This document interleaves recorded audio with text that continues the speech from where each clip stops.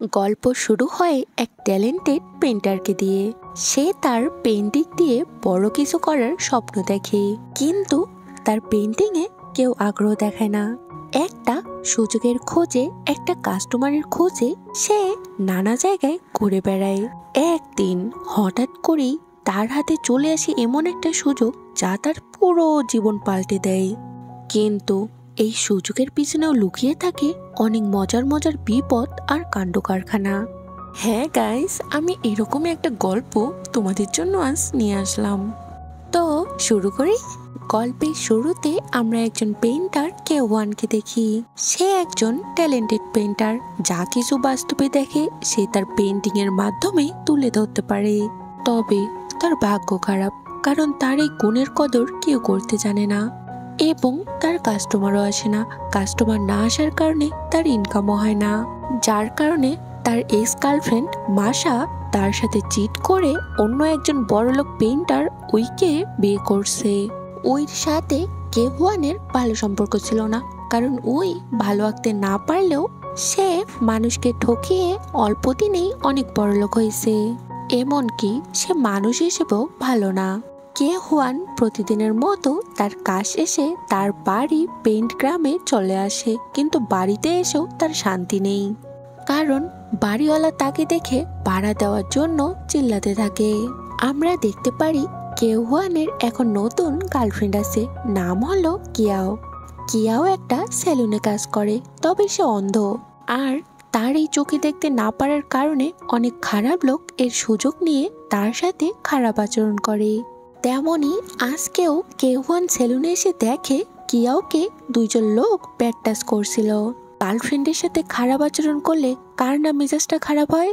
তেমনি কেওয়ান এসব দেখে রেগে যায় এবং লোকগুলোর সাথে মারামারিতে জড়িয়ে পড়ে, যার কারণে কেওয়ান অনেক ব্যথা পায়। এরপর দেখি রাতে কিয়াও তার কাজ শেষে কেওয়ানের বাসায় এসে সব জায়গায় মলম লাগিয়ে দেয় আর বারণ করে কেওয়ান যেন আর কোনোদিন কারো সাথে মারামারি না করে। কেওয়ান বলে, তোমার সাথে কেউ খারাপ আচরণ করবে আমি এটা মেনে নিতে পারবো না, তুমি সেলুনের চাকরিটা ছেড়ে দিতে পারো না? কিয়াও বলে, তুমি একবার ভালো ইনকাম করা শুরু করলেই আমি চাকরি ছেড়ে দিব, কিন্তু তার আগে কিভাবে চলবো বলো? কিভাবে তোমাকে সাপোর্ট দিব যদি ইনকাম না করি?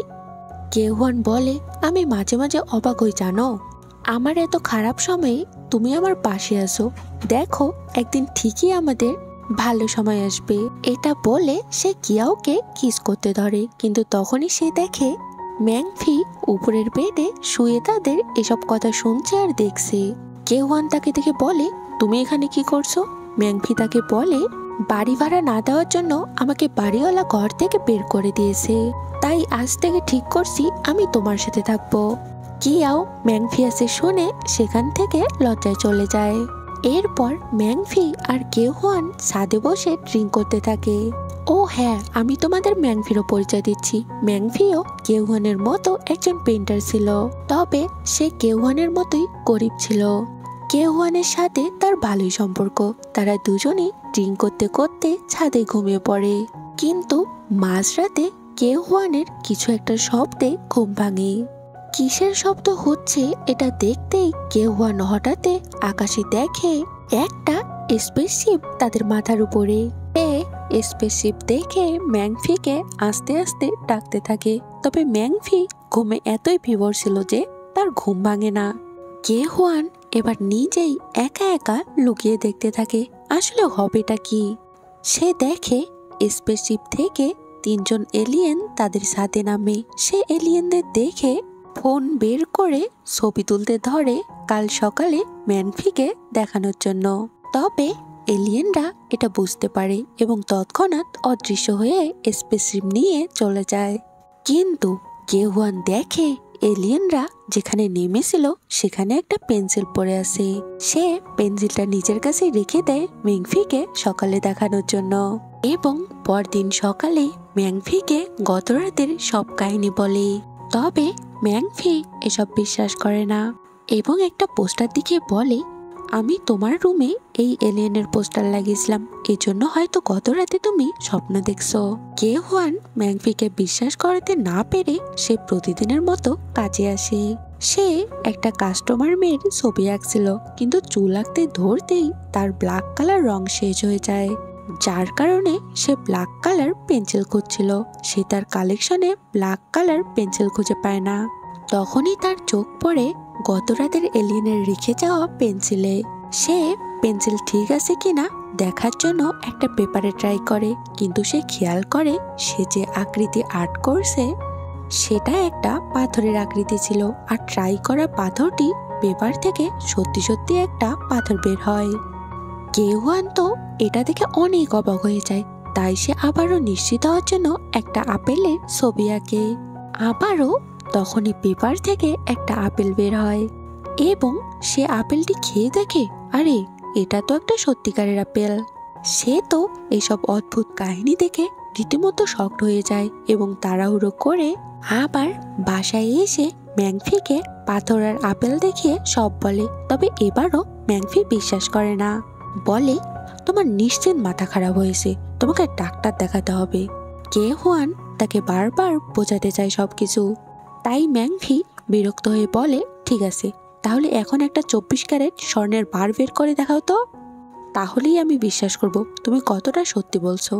এটা শুনে কে হুয়ান একটা স্বর্ণের বার আর্ট করে, কিন্তু স্বর্ণের বার বের হয় না। আর বের না হলে ম্যাংফি এবার কে হুয়ানের পাগলামির জন্য বিরক্ত হয়ে আর্ট পেপার জানালা দিয়ে ছুঁড়ে মারে, কিন্তু হঠাৎই বাইরে থেকে একটা শব্দ হয়। তারা নিচে তাকিয়ে দেখে বাড়িওয়ালা তাদের বকতেছে আর বলে, আমার মাথায় ইট মারলে কেন? তারা বলে, আমরা তো ইট মারিনি, একটা পেপার ছুঁড়েছি মাত্র। বাড়িওয়ালা ইট হাতে নিয়ে বলে, এই যে, কিন্তু বাড়িওয়ালা দেখে এটা তো ইট না, একটা স্বর্ণের বার ছিল। তাই তিনি বলে, না না, তোমরা মারোনি তো, আমি এমনি বললাম। এরপর তিনি স্বর্ণের বার নিয়ে মানে সেখান থেকে কেটে পড়ে। ম্যাংফি এবার বিশ্বাস করে, সে তো অনেক উত্তেজিত হয় কি করবে এই জাদুর পেন্সিল নিয়ে, এবং সে কে হুয়ানের কাছে এর ভাগও চায়।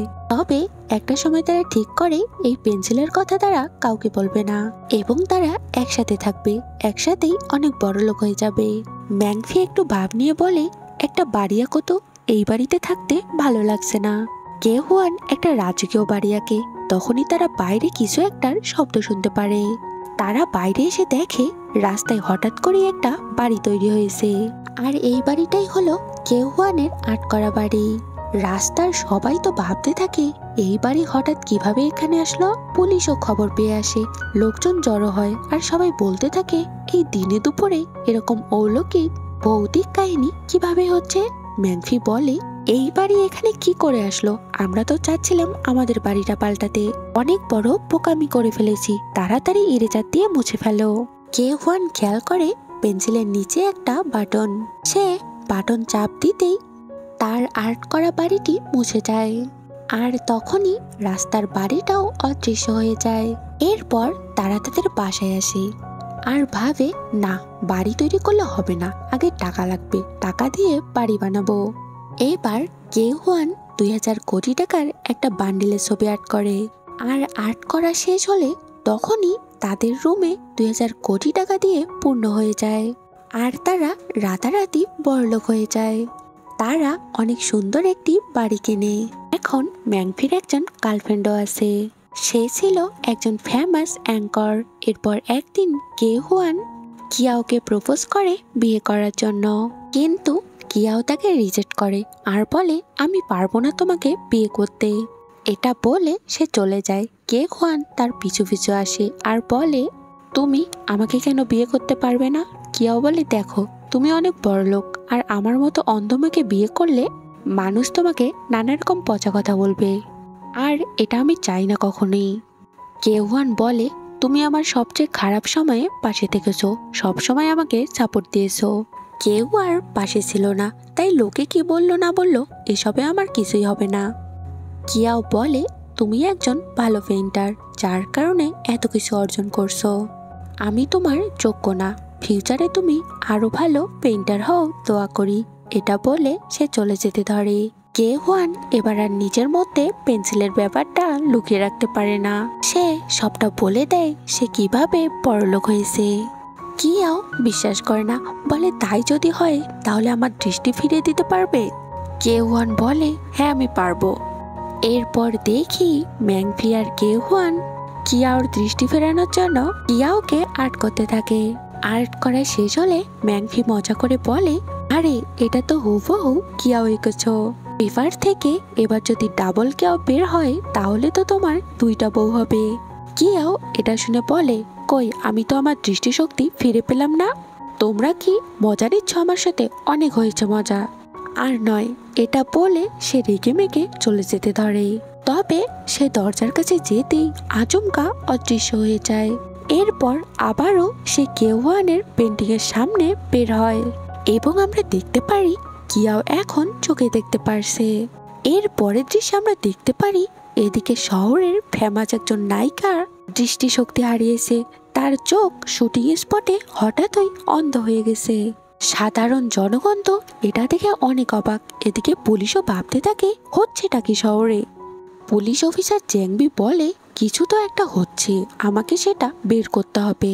তখনই এক লোক এসে তাদের বলে, জানেন স্যার, আমি আমার গার্লফ্রেন্ডকে নিয়ে লং ড্রাইভে বের হয়েছিলাম, কিন্তু হঠাৎ করে আমার গাড়িটা অদৃশ্য হয়ে গেল। ভাবতে পারছেন মাঝ রাস্তায় আমার কি অবস্থা হয়েছে? আমি 80 কিলোমিটার ওভাবেই গেছি, আমার পিছন দিকটা আর দেখার মতো নেই স্যার, আমার গাড়ি প্লিজ খুঁজে দিন। এরপর আবারও একজন পুলিশ অফিসার এসে একটা ব্যাংকের সিসিটিভি ফুটেজ দেখায়, যেখানে হঠাৎ করেই একটা 2000 কোটি টাকার বান্ডিল গায়েব হয়ে গেছে। আর তখনই একটা পার্ক থেকে ফোন করে বলে, পার্কের একটা এয়ার বেলুন হঠাৎই গায়েব হয়ে গেছে, যার কারণে এয়ার বেলুনে থাকা ভিজিটররা পানিতে পড়ে গেছে। আমি জানি আমার ভিউয়ার্সদের মাথায় চিন্তা হচ্ছে এগুলা কেন হচ্ছে। তোমরা দেখতেই থাকো, সামনেই এই রহস্য জানতে পারবে। এর পরের দৃশ্যে আমরা দেখি এদিকে কে হুয়ান, ম্যাংফি, তার অ্যাঙ্কর গার্লফ্রেন্ড ও কিয়াও একসাথে এয়ার বেলুনে ঘুরতেছে আর মজা করতেছে। এবং এরপর রাতে আবারও কে হুয়ান কিয়াওকে বিয়ের জন্য প্রপোজ করে। কিয়াও এবার তাকে বিয়ে করার জন্য রাজি হয়।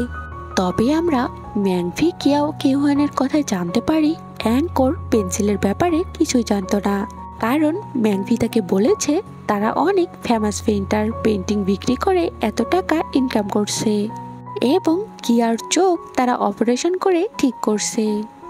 এরপর আরো কয়েকদিন যায়, কে হুয়ানকে দেখতে পারি একটা এক্সিবিশনের জন্য 1 কোটি টাকা ডোনেট করে, যেখানে সব গরিব পেইন্টারদের পেইন্টিং বিক্রি করা হবে। কে হুয়ানের পেইন্টিং এর প্রতি এই অবদান পুরো পেইন্টার গ্রামে ছড়িয়ে পড়ে এবং ওই ছবি খুলে ফেলে সব জায়গায় কে হুয়ানের ছবি লাগানো হয়। কিন্তু আমরা দেখতে পারি এটা ওই একদমই পছন্দ হয় না। সে বলে ওই বোকাটা কিভাবে রাতারাতি বড়লোক হলো, এসবের পিছনে কিভাবে এত টাকা নষ্ট করছে আমাকে জানতে হবে, ওর টাকার উৎস কি এটা আমাকে জানতে হবে। মাসা বলে ওর টাকা ও কি করে করুক, আর উৎসই বা কি, এসব ভেবে তোমার লাভ আছে, এটা ওর ব্যাপার। ওই এটা শুনে মাসাকে থাপ্পড় মারে আর বলে, ওর জন্য তোমার এখনো মনে ফিলিংস আছে তাই না, এজন্যই ওকে নিয়ে কিছু বললে তোমার গায়ে ফসকা পড়ে। মাসা এসব শুনে কাঁদতে কাঁদতে রুমে চলে যায়। কিন্তু ওইকে আমরা দেখতে পারি সে পুলিশ অফিসার ঝ্যাংবিকে কল করে বলে, হঠাৎই শুনছি শহরে অনেক কিছু চুরি হচ্ছে, কিন্তু একদিকে একজন যে হঠাৎ করেই বড়লোক হয়ে গেল, সে কিভাবে রাতারাতি বড়লোক হয়ে গেল একটু দেখবেন না স্যার। অফিসার ঝ্যাংবি বলে, বিষয়টা দেখছি। এরপর সে ফোন কেটে দিয়ে বলে, আসলেই তো, যে ভাত খেতে পারতো না সে হঠাৎ করে কিভাবে এত টাকার মালিক হলো।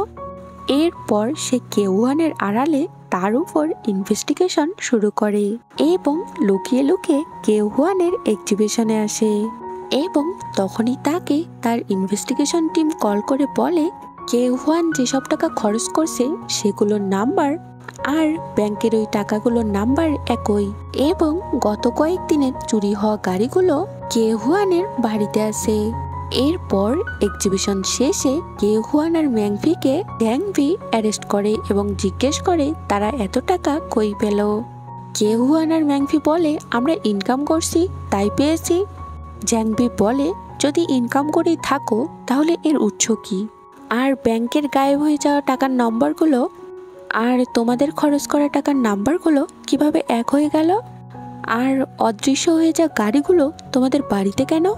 ম্যাংফি আর কেহুয়ান তো এটা শুনে অবাক হয়, কারণ তারা তো সব কিছু আর্ট করে বাস্তবে এনেছে, কোনো কিছু তো চুরি করেনি। তারা নিজেদের বাঁচানোর জন্য বলে আমাদের কাছে সুপার পাওয়ার আছে, আপনারা যেটা চান সেটাই আমি এনে দিতে পারবো। একজন লিন নামের পুলিশ অফিসার বলে তাহলে আমাকে একটা লেটেস্ট মডেলের গাড়ি এনে দেখাও তো। ম্যাংফি আর কেহুয়ান বলে তাহলে তোমরা রুম থেকে বেরিয়ে যাও, কারণ আমাদের সুপার পাওয়ার সবার সামনে ইউজ করা যায় না। পুলিশরা সবাই বাইরে যায়। ম্যাংফি আর কেহুয়ান পুলিশের আড়ালে তাদের কথা মতো একটা লেটেস্ট গাড়ির মডেল আর্ট করে এবং গাড়িটা সত্যি সত্যি এসে যায়। এই যে আপনাদের কথা মতো গাড়ি আনলাম, এবার বিশ্বাস হয়েছে তো আমরা চুরি করিনি, আমাদের সুপার পাওয়ার আছে। পুলিশরা দেখে সত্যি সত্যি তো একটা লেটেস্ট মডেলের গাড়ি এনেছে, যেটা এখনো মার্কেটে লঞ্চ হয়নি। পুলিশ আর কি করবে, তাদের বিরুদ্ধে তো কোনো প্রমাণও নেই যে তারা চুরি করেছে এসব, তাই তারা তাদের ছেড়ে দেয়। ম্যাংফি আর কেহুয়ান নিজেদের ইমেজ ধরে রাখার জন্য এক্সিবিশনের বাইরে এসে বলে আরে ওরা তো একটা মামলার বিষয়ে আমাদের কাছে হেল্প নিল। কিন্তু তারা এবার বাড়িতে এসে বিষয়টা ভাবতে থাকে এবং গত কয়েকদিনের নিউজ থেকে বুঝতে পারে এই পেন্সিল দিয়ে আসলে নতুন জিনিস তৈরি করা যায় না। এই পেন্সিল দিয়ে এক জায়গার জিনিস অন্য জায়গায় টেলিপোর্ট হয়। এদিকে আমরা দেখতে পারি ওই গাড়ি থানায় নিয়ে আসে। তখনই একটা শোরুম থেকে ফোন করে বলে তাদের লেটেস্ট মডেলের গাড়ি গায়েব হয়ে গেছে। জ্যাংবি এটা শুনে বলে না, ওদের এত সহজে ছেড়ে দিলে হবে না, ভিতরে কিছু তো একটা রহস্য আছে, এটা আমাদের বের করতে হবে। তাই জ্যাংবি আর লিন তাদের বাসার উপর নজর রাখে। কিন্তু আমরা দেখতে পারি কেহুয়ান আর ম্যাংফি কিয়াও এটা মুছে ফেলে। ম্যাংফি কেহুয়ানকে বলে আরে ভয় পেও না, ওদের কাছে তো আমাদেরকে নিয়ে কোনো প্রমাণ নেই, আমাদের কিছুই করতে পারবে না। এরপরে আমরা দেখতে পারি মাঝরাতে কেউ এসে তাদের বাসার কলিং বেল বাজায়। কিয়াও ভয়ে ভয়ে খুলে দেখে মাসা এসেছে। মাসা বলে তুমি কেহুয়ানের গার্লফ্রেন্ড তাই না? আমার কেহুয়ানের সাথে আলাদা করে একটু কথা আছে, ওকে একটু ডেকে দিতে পারবে? এরপর কেহুয়ান মাসার সাথে কথা বলতে আসে এবং তারা ড্রিঙ্ক করতে করতে কথা বলে। কেহুয়ান খেয়াল করে মাসার শরীরে অনেক মারের দাগ। সে জিজ্ঞেস করে এসব কিভাবে হয়েছে? মাসা বলে ওই এসব করছে আমার সাথে। এরপর মাসা কেহুয়ানের কাছে ক্ষমা চায়, বলে সরি, আমাকে মাফ করে দাও, আমি তোমাকে ঠকিয়েছি, আমি লোভে পড়ে ওর কাছে গিয়েছিলাম। কেহুয়ান বলে তোমার কোনো দোষ নেই, আমি জানি তখন তোমার বাবা অসুস্থ ছিল, তোমার অনেক টাকা দরকার ছিল, কিন্তু আমি সেটা দিতে পারিনি। আমি কিরকম অপদার্থ যে আমি আমার গার্লফ্রেন্ডের বিপদের সময় হেল্প করতে পারিনি। মাসা বলে ওসব পুরনো কথা বাদ দাও, এখন তো তুমি তোমার পেন্টিং দিয়ে সাফল্য পেয়েছো, অনেক টাকার মালিক হয়েছো। কেহুয়ান বলে পেন্টিং না চাই। এরপর সে তার আলমারি থেকে পেন্সিল বের করে সব বলে।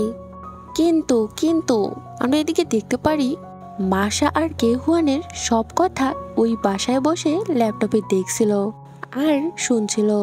আসলে বদমাস ওই মাসার শরীরে লুকিয়ে একটা হিডেন ক্যামেরা লাগিয়েছিল। সেই হিডেন ক্যামেরা দিয়ে সে সব দেখে আর বলে ও তাহলে সবকিছুর পিছনে এই পেন্সিল, তাই না? এর পরের দৃশ্যে দেখতে পারি পরদিন সকালে কেহুয়ানকে কিয়া আর ম্যাংফি ঘুম থেকে ডেকে তোলে। কেহুয়ান বলে মাসা কই? গত রাতে এত ড্রিঙ্ক করছি যে কিছু মনে করতে পারছি না, মাসা কখন চলে গেল? আর ওই পুলিশগুলো কি চলে গেছে? কিয়াও বলে না, এখানেই আছে। কেহুয়ান দেখে তার পিছনেই জ্যাংবি আর লিন বসে আছে আর কফি খাচ্ছিল। তারা বলে কফিটা অনেক মজা ছিল। কেহুয়ান তো তাদের দেখে শর্ট খায় আর রুমে চলে আসে। কিয়া আর ম্যাংফি তার পিছু পিছু আসে। কেহুয়ান বলে ওরা এখানে কি করছে? কিয়াও বলে ওরা এসে আমাকে বলল ওদের তৃষ্ণা পেয়েছে, তাই খেতে দিয়েছি।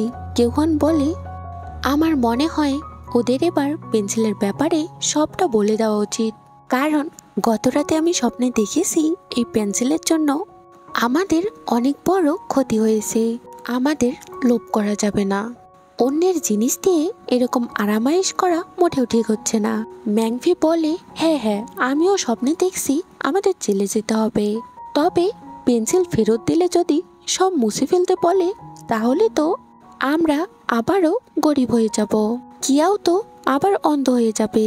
কে হুয়ান আর ম্যাংফি কিয়ার কথা ভেবে পেন্সিল ফেরত দিতে যাচ্ছিল না। কিয়াও বলে, আমার ইচ্ছে ছিল আমি পৃথিবী দেখব। কে হুয়ান, আমার ইচ্ছে ছিল তোমাকে দেখা, আমার তোমাকে প্রাণ ভরে দেখা হয়ে গেছে। এখন আমি চাই না আমার জন্য অন্য কেউ কষ্ট পাক, তাই আমি অন্ধ হলেও আমার কোনো সমস্যা নেই। ম্যাংফি বলে, কিন্তু অ্যাঙ্কর তো এসবের কিছু জানে না, ও যদি জানতে পারে আমরা এই পেন্সিল দিয়ে বড়লোক হয়েছি এবং আমি আবার গরিব হলে, তাহলে তো সে আমাকে ছেড়ে যাবে। না না, দেওয়া যাবে না, আমি দিতে পারবো না। তখনই অ্যাঙ্কর সোফার পিছন থেকে দাঁড়িয়ে বলে, যাব না আমি। কে হুয়ান কেউ ম্যাংফি তাকে দেখে অনেক অবাক হয় আর জানতে চায় সে এখানে কি করে এলো। অ্যাঙ্কর বলে, পুলিশ দেখে আমি এখানে ভয়ে লুকিয়েছিলাম আর তোমাদের সবার কথা শুনলাম। তবে ম্যাংফি, তুমি কি মনে করছো আমি তোমার টাকাকে ভালোবাসি? তাহলে তুমি ভুল ভাবছো। আমি তোমাকে ভালোবাসি, তোমার টাকা থাকলেও তোমাকে ভালোবাসবো, না থাকলেও তোমাকে ভালোবাসবো। ম্যাংফি তো এটা শুনে অনেক খুশি হয়। এরপর তারা চারজনে ঠিক করে তারা পুলিশকে সব বলে দিবে এবং পেন্সিলও দিয়ে দিবে। এরপর তারা বের হয়ে পুলিশকে সব বলে। পুলিশ তাদের কাছে ওই পেন্সিল চায়। কেহন বলে, পেন্সিল দিলে কি আমাদের জেলে রাখবে? জ্যাংবি বলে, না, রাখবো না, কারণ তোমরা তো জেনে বুঝে চুরি করনি আর নিজের ভুল তো তোমরা বুঝতে পারছো, তাই তোমাদের শাস্তি দেওয়া হবে না। কেহুয়ান এবার পেন্সিল বের করার জন্য আলমারি খুলে, কিন্তু সে দেখে সেখানে পেন্সিল নেই এবং আমরা ফ্ল্যাশব্যাক দৃশ্যে দেখি গত রাতে কেহুয়ান ঘুমানোর পরে ওই বাসায় এসে পেন্সিল চুরি করে মাসাকে নিয়ে চলে যায়। পুলিশ বলে, আমরা দেখেছি গত রাতে ওই এসেছিল এখানে, এর মানে সে চুরি করছে, ওকে ধরতে হবে, চলো। এদিকে আমরা দেখতে পারি লোভি ওই তো পেন্সিল দিয়ে একটা অনেক বড় এক্সিবিশন কোম্পানি বানায়, এরপর একটা প্রাসাদ বানায়, প্রাসাদে মাসাকে বেঁধে রাখে। এরপর সে রাজকীয় পোশাক পরে, এরপর সে ঠিক করে সে মিস ওয়ার্ল্ডকে বিয়ে করবে আর মাসাকে সে দাসী বানাবে, তাই সে মিস ওয়ার্ল্ডকে আঁকতে থাকে। এরপর তার সামনে মিস ওয়ার্ল্ড এসে হাজির হয়। মিস ওয়ার্ল্ড বলে, আমার সাথে এসব কি হচ্ছে? আমি কি স্বপ্ন দেখছি? ওই বলে, তুমি স্বপ্ন দেখছো না, তুমি আমার হবু স্ত্রী হবে। মিস ওয়ার্ল্ড এটা শুনে ওইকে একটা থাপ্পড় দেয়। থাপ্পড় খেয়ে তো ওই অনেক রেগে যায় এবং তার দুজন পোষা গুন্ডাকে বলে, ওকে ধরে রাখো, আজকে ওর মজা দেখাবো। আর আমরা দেখতে পারি তখনই সেখানে কেহুয়ানরা সহ পুলিশের টিম আসে। জ্যাংবি বলে, তুমি এখানে এসব তৈরি করছো কেন? এটা একটা এয়ারপোর্ট। ওই বলে, ঠিক আছে, আমি মুছে ফেলে অন্যখানে তৈরি করতেছি। কেহুয়ান বলে, ওই এসব করো না, এসব ঠিক না, কারণ এই সবই অন্য জায়গা থেকে কারো কাছ থেকে আসছে, এভাবে মানুষের সম্পদ নিয়ে বড়লোক হওয়া ঠিক না। ওই হাসে আর বলে, পৃথিবীর সম্পদ সীমিত, নিজে নিজে কে বড়লোক হয় শুনি? বড়লোক তো এভাবেই হয়। আজ আমি কাউকে গরিব বানিয়েছি তাই আমি বড়লোক, অন্যজন গরিব, মানে একজনের লাভ একজনের ক্ষতি। জ্যাংবি বলে, যদি তুমি আর কিছু আর্ট করার চেষ্টা করো তাহলে আমি তোমাকে অন্যের সম্পদ আত্মসাৎ করার জন্য অ্যারেস্ট করব। এটা শুনে ওই মিস ওয়ার্ল্ডের গলায় তার গুন্ডাদের চাকু ধরতে বলে এবং পুলিশকে বলে, আমাকে যদি অ্যারেস্ট করতে আসো আমি মিস ওয়ার্ল্ডকে মেরে ফেলবো। এরপর ওই তার গুন্ডাদের বলে, এখন আমরা কি করব? কিছু না কিছু আঁকলেই তো অন্যের সম্পদের জন্য গ্রেপ্তার করবে। একজন গুন্ডা বলে, চাঁদ আঁকো, চাঁদ তো পৃথিবীর কারো সম্পত্তি না, আমরা চাঁদে যাব। অপর গুন্ডা বলে, কিন্তু ওখানে তো অক্সিজেন নেই, বাঁচবো কিভাবে তাহলে? ওই বলে, ঠিক আছে, আমি একটা স্পেসশিপ আঁকবো, স্পেসশিপে চড়ে আমরা এখান থেকে পালিয়ে যাব। ওই স্পেসশিপ আর্ট করতে থাকে, ঠিক সেরকম স্পেসশিপ যেরকম এলিয়েনদের ছিল। এদিকে এলিয়েনরাও বিপদে আছে, কারণ পেন্সিল হারানোর জন্য তাদের লিডার তাদের শাস্তি দিবে। এদিকে উইর স্পেসশিপ আর্ট করা শেষ হয় আর সাথে সাথে এলিয়েনদের স্পেসশিপ অদৃশ্য হয়ে যায় এবং পৃথিবীতে আসে আর এলিয়েনরাও পৃথিবীতে পড়ে যায়। এদিকে পৃথিবীতে দেখি স্পেসশিপ আসলে ওই মই আঁকতে শুরু করে স্পেসশিপে ওঠার জন্য। কেউয়ান জেংবিকে বলে এটাই ওই স্পেসশিপ যেখান থেকে আমি এই পেন্সিল পেয়েছি, কিন্তু এলিয়েনরা কই? জেংবি পিছনে ঘুরে আর বলে ওই এলিয়েনরা কি হাঁটতে পারে না? কেউয়ান বলে কি মানে? আর সে পিছনে ঘুরে দেখে এলিয়েনরা সেখানে খোঁড়াতে খোঁড়াতে আসছে। আসলে উপর থেকে পড়ার কারণে এলিয়েনরা অনেক ব্যথা পেয়েছে। এই সিনটা কিন্তু অনেক ফানি ছিল। যাই হোক, এলিয়েনরা ভাবে কেউয়ানের কাছে পেন্সিল আছে, কারণ তারা তো আগে থেকে কেউয়ানকে দেখেছিল। তাই তারা কেউয়ানের গলা চিপে ধরে আর পেন্সিল দিতে বলে, কিন্তু কেউয়ান তো এলিয়েনের ভাষা বুঝছিল না। এলিয়েনরাও কেউয়ানের ভাষা বুঝছিল না, তাই কেউয়ান পেন্সিল উইর কাছে আছে এটা বললেও তারা বুঝতে পারে না। এরপর কেউয়ান উইকে ইশারা দিয়ে দেখিয়ে দেয়, এলিয়েনরা বুঝতে পারে উইর কাছে পেন্সিল আছে। কিন্তু আমরা দেখতে পারি এদিকে উই এতক্ষণে এলিয়েনদের মারার জন্য গোলা বারুদ তৈরি করে আর বলে ওরা মরলেই পেন্সিল আমার হবে। কিন্তু আমরা দেখতে পারি এলিয়েনরা তাদের শক্তি দিয়ে সব নষ্ট করে এবং তার কাছ থেকে পেন্সিল নিয়ে তাকে মারার জন্য চিপে ধরে। কেউয়ান চিৎকার করে বলে ওকে মেরো না, সব আমি করছি, আমার দোষ। এলিয়েনরা তার কথা বুঝতে না পারলে সে ইশারায় বুঝিয়ে দেয়। এলিয়েনরা উইকে ছেড়ে দেয় আর বলে তাহলে আমাদের গ্রহের মতো এখানেও ভালো মন্দ দুটোই আছে। আসলে তারা বুঝতে পারছিল কেউয়ান উইকে বাঁচানোর জন্য উইর দোষ নিজের ঘাড়ে চাপিয়ে নিয়েছে। কেউয়ানের কথায় এলিয়েনের মন গলে এবং উইকে আর আঘাত করে না। এরপর তারা পেন্সিলের ইরেজার দিয়ে সব মুছে ফেলে। আমরা দেখতে পারি সবকিছু অদৃশ্য হয়ে আগে ঠিক জায়গায় চলে যায়, সাথে কিয়াও অন্ধ হয়ে যায় এবং উই সহ তার গুন্ডাদের গায়ে কোনোই কাপড় থাকে না, কারণ তারা তো কাপড়ও আর্ট করে এনেছিল। এদিকে আমরা দেখতে পারি ওই যে শুরুতে বাড়িওয়ালা স্বর্ণের বার পেয়েছিল সেটা গ্রামের সবাইকে দেখাচ্ছিল আর বাপ নিয়ে বলছিল এটা তার পূর্বপুরুষদের রেখে যাওয়া সম্পদ। কিন্তু আমরা দেখতে পারি সেটাও অদৃশ্য হয়ে আগের জায়গায় চলে যায়। এদিকে এলিয়েনরাও সব আগের জায়গায় ফিরিয়ে দিয়ে তারাও চলে যায়। এরপর জ্যাংবি উই আর তার গুন্ডাদের মানুষের ভোগান্তি তৈরি করার জন্য অ্যারেস্ট করে। মাসা এসে কেউয়ানকে সরি বলে সরি, আমি জানতাম না উই আমার শরীরে হিডেন ক্যামেরা লাগিয়েছিল। কেউয়ান বলে আমি জানি তো, তোমার কোনো দোষ নেই। এরপর মাসা চলে যায়, কিন্তু আমরা দেখতে পারি মাসার সাথে কথা বলার জন্য কিয়াও জেলাস ফিল করে, রাগ করে। কেউয়ান তার রাগ ভাঙানোর জন্য পিছু পিছু যায়। ম্যাংফি আর ওই অ্যাঙ্করও ঠিক করে তারা আগের মতোই একসাথে থাকবে। আর এখানেই এই সুন্দর গল্পটি শেষ হয়। এই গল্প থেকে আমরা বুঝতে পারলাম অতি লোভে তাঁতি নষ্ট, কারণ কেউয়ান যখন জানতে পারে সে অন্যের সম্পদ আত্মসাৎ করছে, সে কিন্তু তারপর থেকে কোনো খরচ করেনি এবং নিজের ভুল বুঝতে পেরে পেন্সিলও ফেরত দিতে চেয়েছে। এদিকে ওই সবকিছু জানার পরেও লোভ করছে এবং লাস্ট পর্যায়ে তো মারাই যাচ্ছিল, কিন্তু কেউয়ানের জন্য বেঁচে গেল। কিন্তু তারপরেও অবশেষে কাপড় হারিয়ে ইজ্জত হারালো। তাই লোভ করা যাবে না, লোভ করলে মানুষের অবস্থা কিরকম ভয়াবহ হতে পারে উইকে দেখলেই বোঝা যায়। আচ্ছা শোনো, তোমরা ভিডিও দেখো কিন্তু সাবস্ক্রাইব করো না, তাড়াতাড়ি সাবস্ক্রাইব করো এবং বেল আইকনটা বাজিয়ে দাও, যেন নতুন ভিডিও দিলে সবার আগে নোটিফিকেশনটা তোমার কাছেই যায়। আজকের মতো এখানেই, দেখা হবে অন্য কোনো দিন অন্য কোনো গল্পে। ভালো থেকো সবাই, টাটা।